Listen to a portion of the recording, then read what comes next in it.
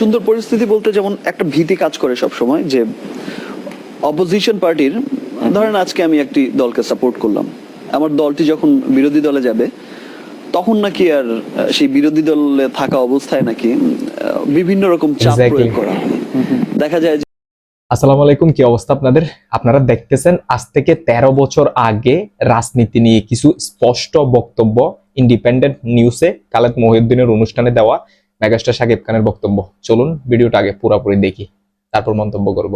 রাজনীতিটা আমি আমার মতে যে যদি আরেকটু সুন্দর পরিবেশ হতো রাজনীতির, তাহলে হয়তো অনেকেই রাজনীতি করার আগ্রহ নিত। মানে আরেকটু সুন্দর পরিস্থিতি বলতে যে মানে সুন্দর পরিস্থিতি বলতে যেমন একটা ভীতি কাজ করে সব সময় যে অপোজিশন পার্টির, ধরেন আজকে আমি একটি দলকে সাপোর্ট করলাম, আমার দলটি যখন বিরোধী দলে যাবে তখন নাকি আর সেই বিরোধী দলে থাকা অবস্থায় নাকি বিভিন্ন রকম চাপ প্রয়োগ করা হয়। দেখা যায় যে অনেক অংশে কাজ করার স্কোপ গুলোকে ওইভাবে কি বলে ধ্বংস করা হয়, যে বিজনেসের ক্ষেত্রে হোক আর সে আমাদের প্রফেশনেই হোক, কেমন যেন সব ক্ষেত্রে একটা এক ঘরে করা এরকম একটা ব্যাপার স্যাপার হয়ে যায়।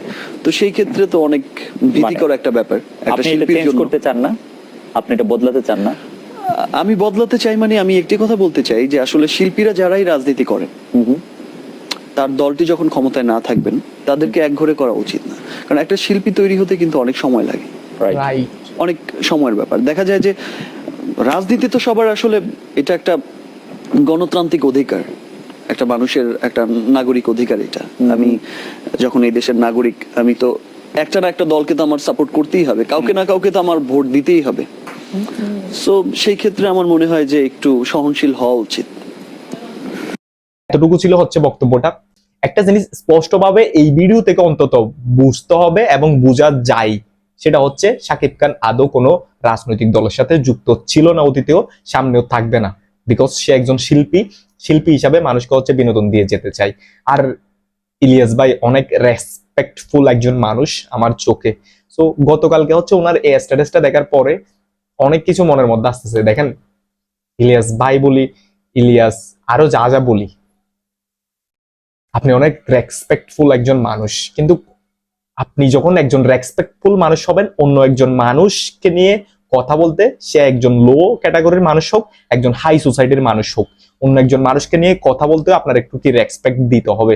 যেই শাকিব খানকে সুপারস্টার বলতেছেন, যাকে হচ্ছে 8 পাস বলতেছেন, সেই 8 পাস হোক, সে কি পাস সেটা অন্তত মানুষ জানে, আপনারও জানা উচিত ছিল, আপনি একজন শিক্ষিত মানুষ হিসাবে। তো সেই সুপারস্টারের মুভি দেখার জন্য মানুষ কিন্তু কি আপনার আপনার পশ সোসাইটির মধ্যে গিয়ে, আপনার স্টার সিনিপ্লেক্সের মতো সোসাইটির মধ্যে গিয়ে 4 দিনের টিকিট পায় না, 3 দিনের টিকিট পায় না। চিন্তা করেন। তো সেই জন্য এই ধরনের কথাবার্তা গুলা বলা থেকে একটু কি বিরত থাকতে হবে আপনাদের।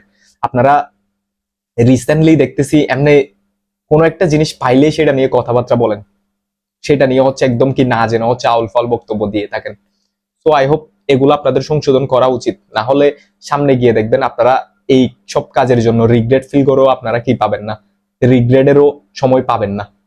তো সেই জন্য এসব কিছু নিয়ে কথাবার্তা বলার আগে আগামীতে হচ্ছে আপনাদের অনেক চিন্তা ভাবনা করা উচিত।